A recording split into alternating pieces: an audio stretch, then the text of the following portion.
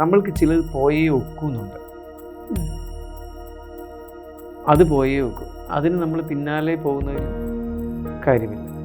Retired നേഴ്സിൻ്റെ ഒരു വലിയൊരു സ്വർണ്ണമാല കളഞ്ഞു പോയപ്പോൾ അവരുടെ അടുക്കൽ വന്നു നോക്കിയിട്ട് അത് ആരാ എടുത്തുകൊണ്ട് പോയിരിക്കുന്നത്, തിരികെ കിട്ടും എന്നുള്ളത് പറഞ്ഞ് അതിനുള്ള കിട്ടാനുള്ള ഉപാധിയും പറഞ്ഞു വെച്ചു കൊടുത്തു. അവരുടെ വീടിൻ്റെ വാതിൽക്കൽ നിൽക്കുന്ന ഈ ചെടിച്ചട്ടിയിലെ ആന്തൂറിയത്തിൽ ഇത് കൊണ്ടുവന്ന് കുരുക്കിയിട്ടിട്ട് പോയി. നഷ്ടങ്ങൾ പലർക്കും പല രീതിയിലുള്ള നഷ്ടങ്ങൾ ഉണ്ടാവുന്നവരാണ്. ഇപ്പം ഞാൻ സാറിനോട് ചോദിക്കാൻ പോകുന്നത് അത്തരത്തിലുള്ള നഷ്ടമല്ല, ധനനഷ്ടം അല്ലെങ്കിൽ സ്വർണം, ഇത്തരത്തിലുള്ളതൊക്കെ കാണാതെ പോകുക, അതുപോലെ തന്നെ നമ്മൾ പറ്റിക്കപ്പെടാറുണ്ട് പല സമയങ്ങളിലും. അപ്പോൾ അങ്ങനെ ബുദ്ധിമുട്ടി നിൽക്കുന്ന ഒരുപാട് പേരുണ്ട്. അപ്പോൾ ഇതൊക്കെ നമുക്ക് തിരിച്ചു കിട്ടാൻ വേണ്ടിയിട്ട് ജ്യോതിഷത്തിൽ എന്തെങ്കിലും വഴിയുണ്ടോ? ഉണ്ടോ? ജ്യോതിഷത്തിൽ വഴിയുണ്ട്. ഈ കളഞ്ഞു പോയ സാധനം കിട്ടുമെന്ന് ചോദിച്ചുകൊണ്ട് വരാറുണ്ട് പലരും. അത് പ്രശ്നം നോക്കി കഴിയുമ്പോൾ കിട്ടും, അല്ലെങ്കിൽ കിട്ടത്തില്ല, അല്ലെങ്കിൽ ഇന്നപ്പോൾ കിട്ടും, അല്ലെങ്കിൽ കുറച്ച് മാത്രം കിട്ടും, ഇങ്ങനെയൊക്കെയുള്ളത് വരും. അത് അവിടെയാണ് ജ്യോതിഷത്തിൽ ഈ ഉപാസനയും മന്ത്രജപത്തിൻ്റെയൊക്കെ പ്രാധാന്യം കിടക്കുന്നത്. നമ്മൾ എത്ര പഠിച്ചാലും പലപ്പോഴും അത് കിട്ടും കിട്ടത്തില്ല എന്ന് സമ്പൂർണ്ണമായിട്ട് പറയാൻ സാധ്യമാവണമെന്നില്ല. ജ്യോതിഷത്തിൻ്റെ എല്ലാ പ്രമാണങ്ങളെയും നമ്മൾ പഠിച്ചിട്ട് ഇന്ന ഗ്രഹം ഇന്ന രാശിയിൽ നിന്നാൽ ഇങ്ങനെ ഒത്തിരി കാര്യങ്ങളുണ്ട്. അതിനകത്ത് അതിലെല്ലാം പല ഗവേഷണ രൂപത്തിൽ എഴുതി വച്ചിരിക്കുന്ന ആശയങ്ങളുമുണ്ട്. പല ഗവേഷകരും ഇന്ന രാശിയിൽ ഇന്ന ഗ്രഹം ഇന്ന രീതിയിൽ നിന്നാൽ ഇന്ന ഭാവത്തിൽ നിന്നാൽ അത് കിട്ടും, അത് കിട്ടുകയില്ല എന്നൊക്കെ പറയുന്ന ഒത്തിരി കാര്യങ്ങളുണ്ട്. അങ്ങനെ പറഞ്ഞാലും കിട്ടണമെന്നില്ല. അവിടെയൊക്കെ ഉപാസനാ ബലം, ജപത്തിൻ്റെ മന്ത്രസിദ്ധി ഇതൊക്കെയുണ്ട്. അപ്പോൾ മാനസികം, വാചികം, മാനസികം, കായികം ഇതുപോലുള്ള എല്ലാ സാധനങ്ങളും ഉണ്ടല്ലോ. മനസ്സ വാച കർമ്മണ ഉള്ള ആത്മീയ സാധനങ്ങളുണ്ട്. മനസ്സുകൊണ്ട് വാച ഉള്ളത് ജപം, മനസ്സ് കൊണ്ടുള്ള മനസ്സിൻ്റെ സാധന, മാനസികമായ സാധനങ്ങൾ പ്രമുഖമായിട്ടുള്ളതാണ്, പ്രാമുഖ്യമുള്ളതാണ് ധ്യാനത്തിന്. കായികമായ സാധനയാണ് യോഗ, ആത്മീയ സാധന തന്നെയാണ് യോഗ. അപ്പോൾ ഇതൊക്കെ എല്ലാം കൂടി ചെയ്യുകയും ഒരുപാട് കാര്യങ്ങളുണ്ട് അവിടെയൊക്കെ. പിന്നെ കർണയക്ഷിയെ പോലെയുള്ള ദേവതകളെ ഉപാസിക്കുകയോ ഒക്കെ ചെയ്യുന്നവർക്ക് ഒക്കെ ഇത് സാധ്യമാണ്. പിന്നെ ഈ കാണാതെ പോയ വസ്തുക്കളെക്കുറിച്ച് സൂക്ഷ്മമായി പറയാൻ ഉപകരിക്കുന്ന ദേവതകൾ പോലുമുണ്ട്. ഇപ്പം ഞാൻ കേട്ടിട്ടുണ്ട്, ഇപ്പം നമ്മൾ പരിചയങ്ങളിൽ പലരും പല കഥകൾ പറഞ്ഞും കേട്ടിട്ടുണ്ട്. അപ്പോൾ അതിൽ കേട്ടിട്ടുള്ളതാണ്, ഇപ്പോൾ ഈ സ്വർണ്ണമാല അല്ലെങ്കിൽ വീട്ടിൽ നിന്ന് പണം നഷ്ടപ്പെട്ടു, അതായത് കളവ് പോവുക ചെയ്തത്. അപ്പോൾ ആ ഒരു സമയത്തൊക്കെ നമ്മളിങ്ങനെ നോക്കാനോ നിങ്ങളെപ്പോലുള്ളവരെ സമീപിച്ച സമയത്ത് അവരുടെ അടയാള സഹിതം ദിക്ക് അങ്ങനെ പറഞ്ഞ് പറയാറുണ്ട്. ഞാനും അങ്ങനെ പറഞ്ഞിട്ടുണ്ട്. അത് ഞാൻ പറഞ്ഞതിൽ ഏറ്റവും വളരെ ഒരു 2008 ഒരു സംഭവം ഞാൻ ഓർക്കുന്നുണ്ട്. ഒരു റിട്ടയർഡ് നേഴ്സിൻ്റെ ഒരു വലിയൊരു സ്വർണ്ണമാല കളഞ്ഞു പോയപ്പോൾ അവരുടെ അടുക്കൽ വന്നു നോക്കിയിട്ട് അത് ആരാ എടുത്തുകൊണ്ട് പോയിരിക്കുന്നത്, തിരികെ കിട്ടും എന്നുള്ളത് പറഞ്ഞ് അതിനുള്ള കിട്ടാനുള്ള ഉപാധിയും പറഞ്ഞു വെച്ചു കൊടുത്തു. അവരത് നിർവഹിച്ചു. പിന്നീട് ഒരു ദിവസം അവർ ജനാലയിലൂടെ തന്നെ കണ്ടു അവരുടെ വീടിൻ്റെ വാതിൽക്കൽ നിൽക്കുന്ന. അവർ പിന്നെ വന്ന് പറഞ്ഞു, അതിന് സ്പെഷ്യലായിട്ട് ദക്ഷിണയൊക്കെ എനിക്ക് തന്നു. അവരുടെ വീടിൻ്റെ വാതിൽക്കൽ നിൽക്കുന്ന ഈ ചെടിച്ചട്ടിയിലെ ആന്തൂറിയത്തിൽ ഇത് കൊണ്ടുവന്ന് കുരുക്കിയിട്ടിട്ട് പോയി.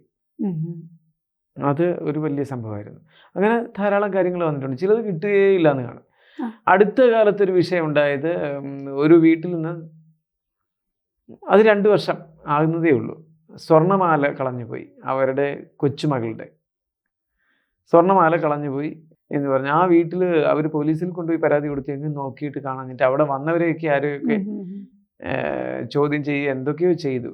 അങ്ങനെയൊക്കെ മട്ടങ്ങ് മാറി വിഷയത്തിൻ്റെ. എന്നിട്ട് ഇവർ ജ്യോതിഷം നോക്കാൻ വന്നത്. നോക്കിയപ്പോൾ ഞാൻ പറഞ്ഞു, അവിടെ ഈ കിടക്കുന്ന മുറിയിൽ തന്നെ അതിൻ്റെ ഒരു പ്രത്യേക സ്ഥലത്ത് ഇങ്ങനെ കുടുങ്ങിക്കിടപ്പുണ്ട്, അതുണ്ട്. അപ്പോൾ അവർ പറഞ്ഞു, ഇനി നോക്കാനൊന്നും ഇവിടെ സ്ഥലമില്ല, എങ്ങും സ്ഥലമില്ല.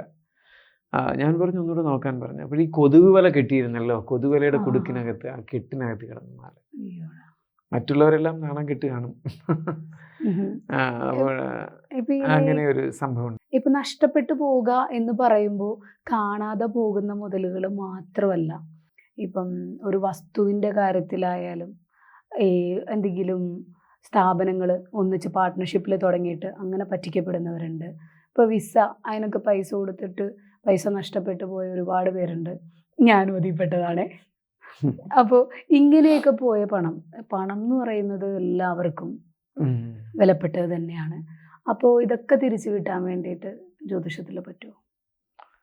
ജ്യോതിഷത്തിൽ അതിനുള്ള ഒരു കുറുക്ക് വഴിയുണ്ട്. ഈ ഗുളിക കാലത്ത്, രാഹുകാലം, ഗുളിക കാലം, യമകണ്ഠക കാലം എന്നും പറഞ്ഞ് കാലങ്ങളെ മൂന്ന് പ്രത്യേക സമയം രീതിയിൽ എല്ലാ ദിവസവും ഉണ്ട്, തിരിച്ചിട്ടുണ്ട്.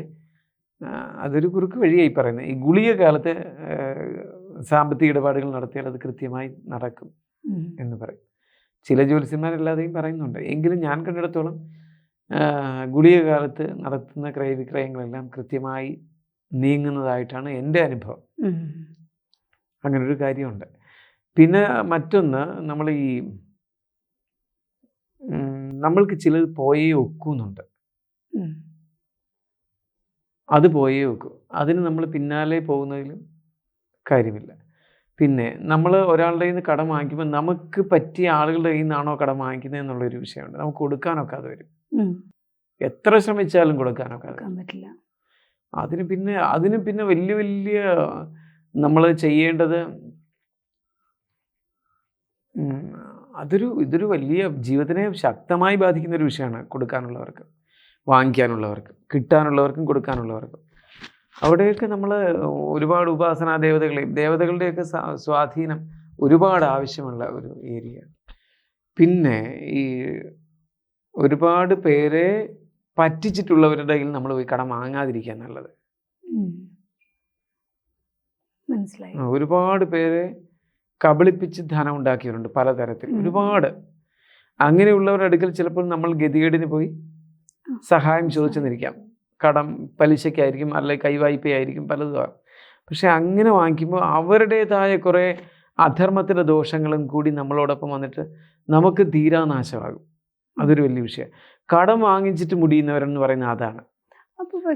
ഇത് കേട്ടോ, കടം വാങ്ങിച്ച് മുടിയുക. അത് എന്ന് വെച്ചാൽ കടം വാങ്ങിച്ച് മുടിയുക, അത് ചിന്തിക്കേണ്ടതാണ്.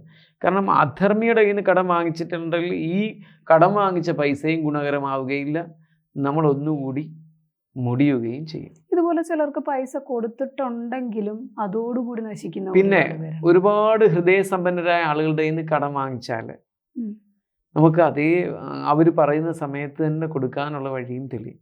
അങ്ങനെയുണ്ട്. ഒത്തിരി നന്മ നിറഞ്ഞ മനുഷ്യരുണ്ട്. ഈ പൈസ കടം കൊടുക്കുന്നവരും പലിശയ്ക്ക് കൊടുക്കുന്നവരും ഒക്കെ ഉണ്ട്. അത് ഒരുപക്ഷെ അവർക്ക് മറ്റൊരു മാർഗം ഇല്ലാഞ്ഞിട്ടും കൊടുത്തതായിരിക്കും. അവർക്ക് എങ്ങനെയെങ്കിലും നമുക്ക് ഇന്നല്ലെങ്കിൽ നാളെ കൊടുക്കാനും കഴിയും. പിന്നെ മറ്റൊരു കാര്യമുള്ളത്, ചില നക്ഷത്രക്കാർ കടം കൊടുക്കാനേ പാടില്ല.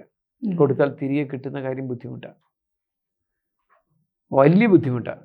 അവരെത്ര കൊടുത്താലും, കുറച്ച് പൈസ ഉള്ളെങ്കിൽ 5 രൂപ കൊടുത്താലും, 5 ലക്ഷം കൊടുത്താലും, 50 ലക്ഷം കൊടുത്താലും ഒക്കെ ഇതേ അവസ്ഥ തന്നെ വരും. അപ്പോൾ കൊടുക്കാൻ ദാനമായിട്ട് അങ്ങ് വേണമെങ്കിൽ അത് തീരുമാനിച്ചോണം. കൊടുക്കാൻ യോഗമില്ലാത്തവരുണ്ട്. അപ്പോൾ ആർക്കെങ്കിലും നമ്മൾ കടം കൊടുത്താൽ തിരിച്ച് കിട്ടുമെന്നുള്ള പ്രതീക്ഷയില്ലാതെ അങ്ങനെയുള്ള നക്ഷത്രക്കാർ കൊടുക്കുന്നത് നന്നായിരിക്കും.